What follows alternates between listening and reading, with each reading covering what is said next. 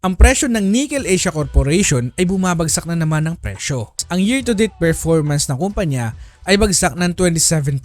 At sa loob ng isang taon, bumagsak ito ng 39.94%. Ito isang magandang oportunidad para sa mga long-term investor na paglagakan ito ngayon kasi mas makakakuha tayo ng mas mababang presyo sa kumpanya and also matitake advantage natin yung magandang future ng kumpanya over the long period of time. And kaya naman ngayong araw ako ay bumili ng another shares sa kumpanya and nakabili ako sa 4 pesos per share. And dito naman sa ating portfolio, ang average price ko na ngayon ay nasa 4.55 pesos per share. And today, ng time na nire-review natin to, ang current share price ay nasa 4 pesos per share. And down na lamang ako ng 5.36% sa kumpanyang ito. And 6.7% nagagaling sa dividendo na binibigay ng kumpanyang ito. Kung gusto mong malaman kung bakit continuous ko pa rin binibili ang kumpanyang ito although na bumabagsak ang kanilang share price, and also kung bakit ako confident na maganda ang future ng kumpanyang ito, mag-stay ka lamang hanggang sa dulo at ibibigay ko sa iyo yung mga kasagutan na gusto mong marinig about sa kumpanyang ito. Kung ready ka na, stay ka lang, I'll show you how.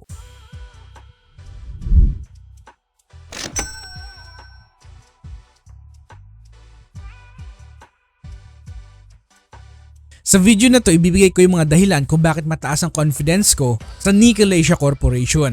Dahil ito ay isa sa pinakamalaking minahan ng nickel sa buong Asia na nag-ooperate dito sa Pilipinas. Ang nickel ay isa sa mga mahalagang elemento na ginagamit ng maraming industriya tulad ng paggawa ng stainless steel, mga battery para sa mga electric vehicles, at maging sa paggawa ng mga electronic devices. Kaya hindi lang ito isang ordinaryong korporasyon.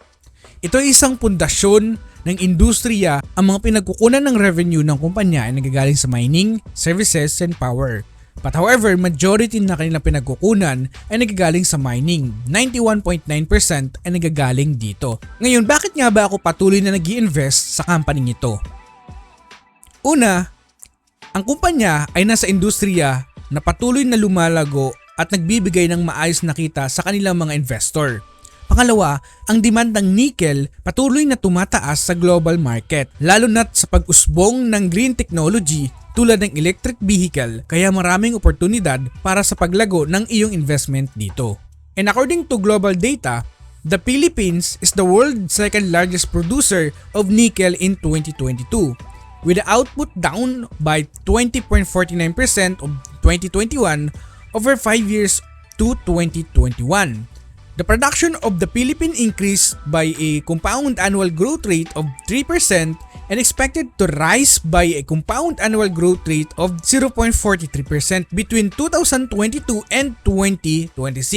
The Philippines remains a significant contributor of nickel market, producing estimated of 360,000 metric tons of contained nickel in 2022, equivalent to 11% of global production. Samantala, ang Pilipinas ay continuous na nagra-rank among the top in the Asian Pacific region in terms of metal reserves, most notably for nickel, and ranked 4th in nickel reserves globally, according to 10% of the global total. Kung titignan natin dito sa mapa ng Pilipinas, ang Caraga region ang mayroong pinakamaraming hotspot pagdating sa minahan. Ang mga namimina dito ay copper, gold, and nickel. But majority ay nanggagaling sa nickel na bumababa ang presyo ng nickel sa pangkalahatang merkado. And ang forecast din dito ay babagsak pa ito sa 16,000 level. Now dito sinisignify kapag ganito yung nangyayari, ang revenue ng Nickel Asia Corporation ay bababa din because majority ng kanyang pinagkukunan ng revenue ay nanggagaling sa mining operation nila. Pero hindi nangangahulugan na kapag bumaba ang kanyang share price ay pangit na itong company kahit na bumabagsak ang kanilang share price. Now kung papansinin natin ang market cap ng company ay nasa 56 billion pesos. Ngayon may revenue sila na nasa 25 billion and net income na nasa halos 5 billion pesos. And also ang kagandahan din dito sa company, kahit na bumababa ang kanilang share price and also bumababa din yung kanilang net income, yung kanilang free cash flow ay mas mataas kaysa sa kanilang net income and also mas mataas sa kanilang average na free cash flow. Mapapansin natin dito ang average ay nasa halos 3.8 billion pesos lamang. And now, kung mapapansin natin dito, ang payback time ay nasa 7.2 years. So for me, ito ay nasa undervalued category pa rin ang company. And kung titignan natin ang management analysis natin dito, mataas pa rin ang pinapakita ng kumpanya. Ang kanilang ROI ay nasa 14, ROA nasa 11, and ROIC ay nasa 23.23% over the past 5 years average. Now dito, pinapakita sa atin, maganda pa yung business na ginagawa ng company, and also, meron pa akong may extract sa company ito kung mag-invest ako today.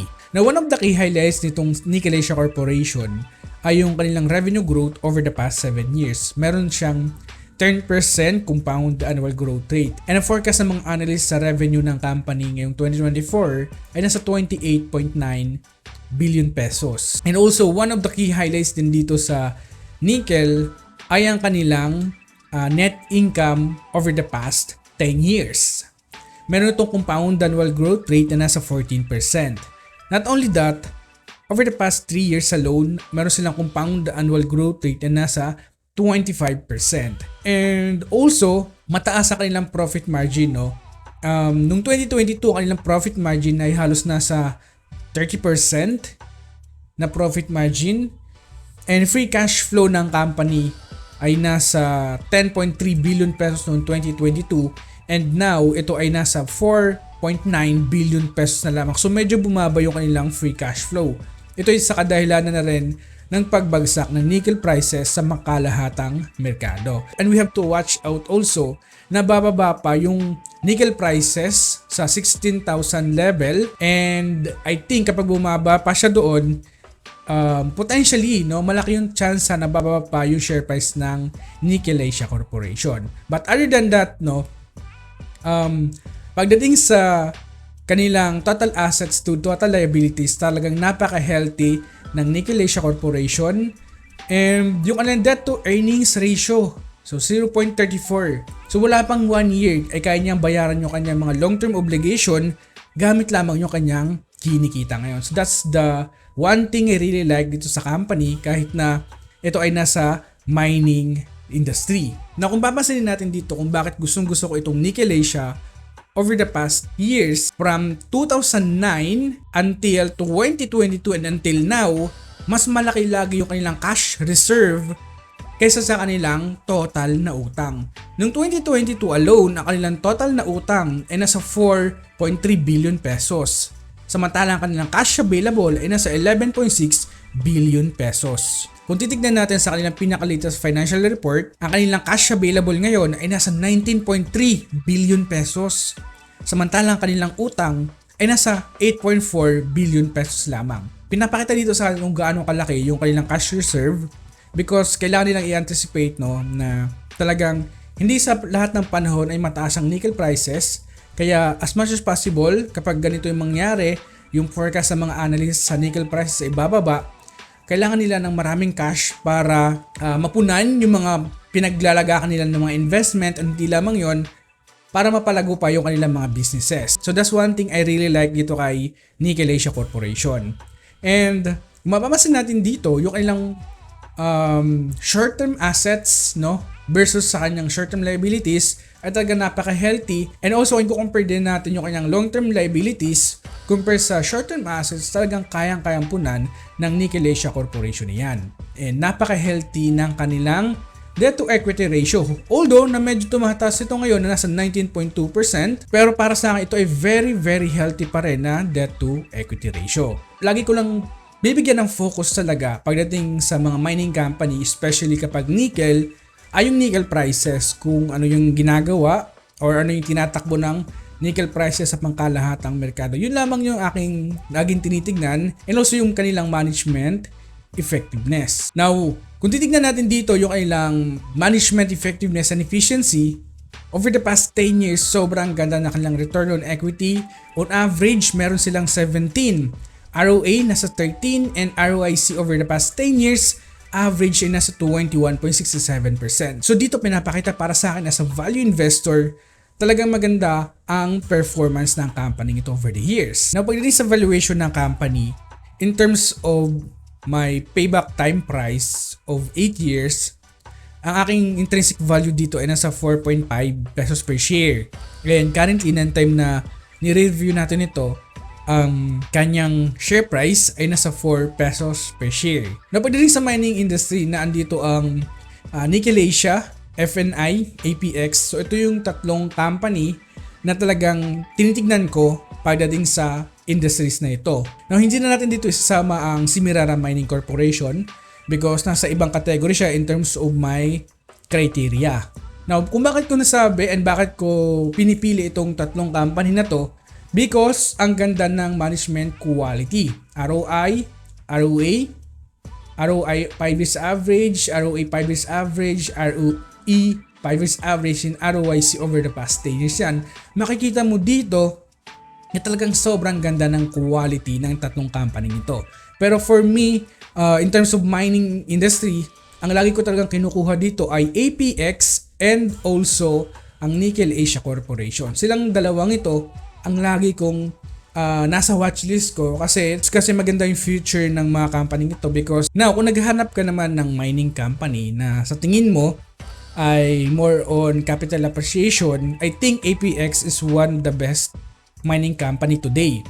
However, binitawan ko itong APX. Kung gusto nyo panoorin guys yung reason kung bakit ko binitawan ng APX, panoorin nyo na lang itong link na nagpo-pop up dito. And kapag gusto nyo naman ng mining company na nagbibigay ng dividend and consistent na nag-create din ng capital gains, I think one of the best mining company is Nickel Asia Corporation. Now guys, hanggang dito na lang muna yung pag-review natin sa Nickel Asia Corporation. This information is not a financial advice because yung mga sinasabi ko dito, ito lamang yung aking thought about sa mga company na pinaglalagakan ko ngayon, no? And also pahabol lamang pa din sa forecast ng mga analysts in the next coming 5 years. Ang growth rate ng Nickel Asia ay nasa 7.5% and ang merong pinakamagandang growth rate forecast ay ang APX na nasa 20%.